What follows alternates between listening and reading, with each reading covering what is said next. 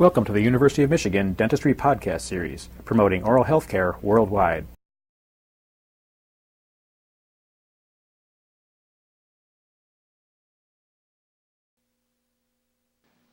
The problem of cleft palate is one which encompasses a great deal of complexity and actually an epidemiologic problem insofar as the rehabilitation of oral cleft children is concerned. We thought it be appropriate to introduce this subject to you with the review of a little bit of the problem as it exists, and then showing you a tape which will, through animated series, give you more details regarding the morphogenesis of cleft lip and cleft palate. Among the problems of congenital defects, the oral cleft problem is very common. It is actually second only to clubbing of the feet as a congenital anomaly.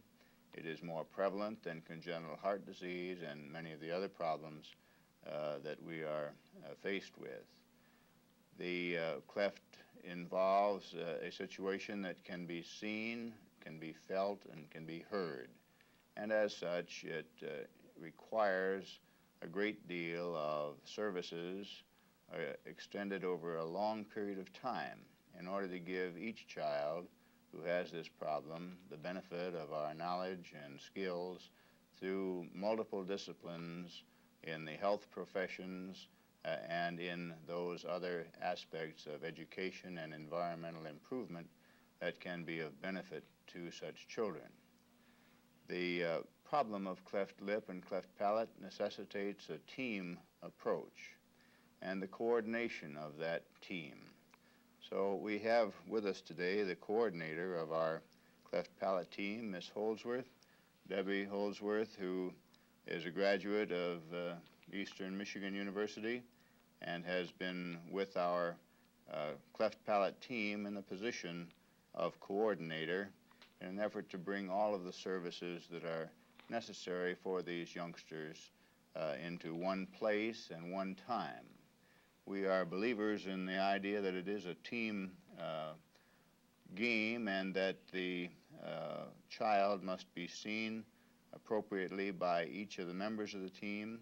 And Ms. Holdsworth will describe that for us in just a minute as to how the University of Michigan cleft palate team coordinates the services of the some 900 youngsters that we have now under current care.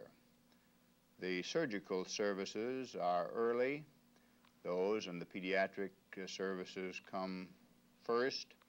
The concerns about the difficulties with the cleft of the lip and cleft of the palate, the timing of that closure, the developmental surveillance of the youngster, the concerns about their ear problems that they're quite vulnerable to, and we'll review those, the developmental problems of the jaws, the dental eruption, and the growth of the maxilla that's involved with this cleft.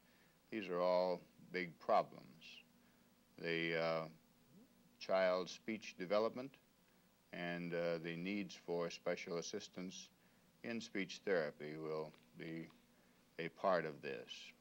So we have had the good fortune to have the benefit of the Scoder Foundation to provide the Cleft Palate Center with a coordinator. That's a rather interesting story, too. Mr. Scoder was a native of Battle Creek, and he was a businessman and was successful. He had a cleft palate himself, and he came from a family with very few relatives, and at the term of his will was that his estate would be left for the benefit of cleft palate children. And although not an extensive legacy, it is enough to keep us doing a better job with these youngsters. Many agencies are concerned with the cleft palate youngster. state agencies. Third-party payments are inclusive of such things as surgical care, and we've also been able to get dental care covered for these youngsters. But the actual coordination to make sure that all of this care meets the needs of the child at the appropriate time, this is where coordination is needed. So perhaps Debbie can tell us a little bit about the work of our follow-up Cleft Palate Center. Our Cleft Palate Center has the departments of oral surgery, otology, plastic surgery, speech department, pediatrics, which there's 8 services altogether. Have I included them all? I think pretty much so. The services, we use parts of the oral surgery department. The dental school comes over. The departments of pediodontist, prosthodontist, and orthodontist is also represented in our team efforts. We have 2 clinics a month, and approximately 8 to 11 patients are seen and ushered through these 8 services. Each service does an evaluation of the patient individually, and then after which the parents and child is dismissed, and we have a conference where each department discusses their findings and their recommendations. After which I write a report, and all copies are sent out to community resource people such as the dentist, family dentist, school therapist, and anyone who may be involved in rehabilitating this child. What are some of the problems that you've run into insofar as this effort to knit together all of the doctors that are trying to help these youngsters and gain some understanding of the parents? Are there... Well, some of the problems would be financially, but Michigan Crippled Children's is a service that works with us. They make payments on a basis that is set up between the parent and Michigan Crippled Children's. They will support a child through the age of 21, which would include speech therapy, orthodontic work, any prosthesis that would need to be made, which is quite an expensive undertaking for any family. Other problems are transportation. We have conveyors throughout the state that do help us bring our patients to us as far as the Upper Peninsula, and some patients are also from Indiana and parts of Ohio. So there is quite a radius that we do serve in the center. Yes, there is. And after these conferences, there is some treatment planning, and then what about follow-through? Is there something that's needed there? Follow-up is, I consider, the most important aspect of treating the child. It's nice that we can get the parent to bring the child in, but then to make sure that what we recommended is carried out. Letters begin by going to the dentist, and a careful checkup has to be made with letters or phone calls at a period of 3 to 6 months to see that, yes. This is at the local level. Right, at the local level, where some of this continuing care is provided. Make sure the follow-up is carried through.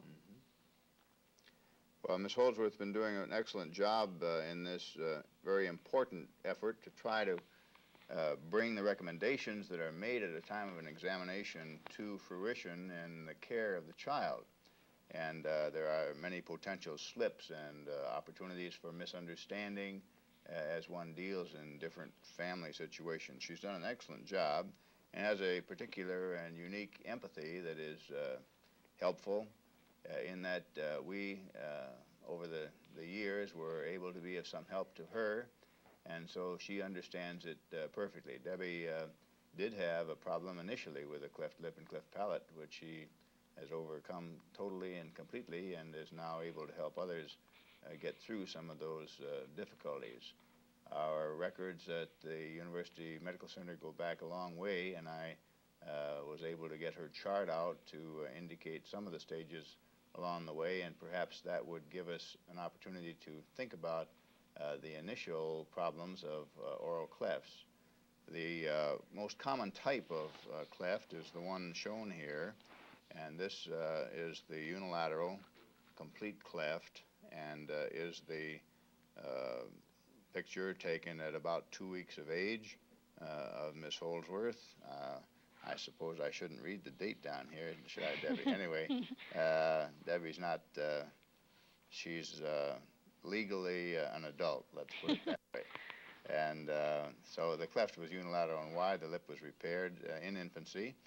Throughout the course of growth and development, this photograph at about age 10 will show some certainly improvement. The lip has been repaired in a manner that we're pleased with. However, she has some slight deficiencies in the quantity of the upper lip that can better be seen in the profile aspect of some deficiency in the upper lip, which secondarily now has been corrected. And if she doesn't mind looking over that way, why, you will see that this profile aspect a little bit more has been, that's good, has been corrected, so that the fullness in the upper lip now matches the lower. The moulages that are shown here are made from impressions taken at the time of surgical repair of the cleft of the lip. They show us in 3-dimension the extent of the varieties of cleft involvement in the lip area. Here, for example, we see the simple notching of the vermilion portion of the lip and an incomplete depression that extends up into the nostril floor. This is one of the more minimal variants, then, of cleft lip. The more common cleft is the complete one, which we see here, in which you immediately can appreciate a good deal of disturbance to the structures of the upper jaw and the structures of the nose, with the tendency for the cleft to be widened by the deviation of the premaxilla to the opposite side, and the cleft that extends through the alveolar ridge, and a considerable distortion to the structure of the associated nostril.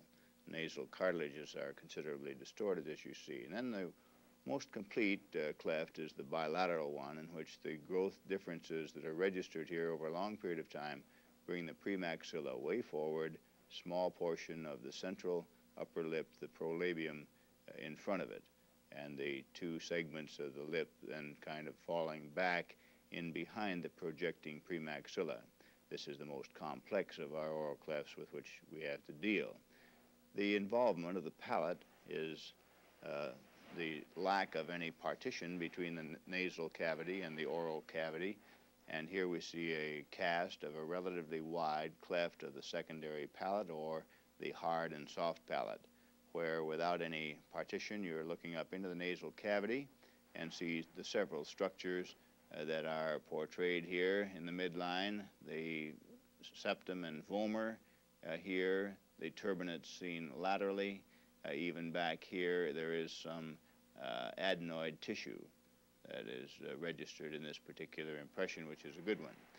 Well, these then are the varieties of cleft lip and or cleft palate as they present, and they require a good deal of staging and careful coordination in the types of care over the period of time from birth, where feeding problems have to be overcome and all the other associated difficulties, on through growth and development to the adolescent and young adult.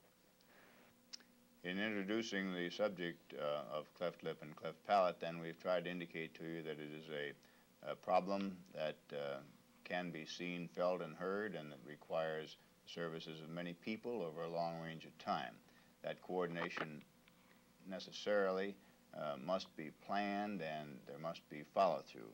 So we have tried to tell you a little bit about our cleft palate follow-up unit, and Ms. Holdsworth, who is our mainstay in keeping the patients on time and the examinations efficient, and getting us through our periodic cleft palate clinic. Debbie, I want to thank you so much for telling us a little bit about the work today and for your continuing efforts along this line. You've been listening to a presentation from the University of Michigan School of Dentistry, which is dedicated to supporting open learning and open educational resources. This recording is licensed under the Creative Commons. It may be reused and redistributed for nonprofit use. Please attribute materials to the University of Michigan School of Dentistry and redistribute under this same license. For more information on how this and other University of Michigan School of Dentistry recordings may be used, visit www.dent.umich.edu/license.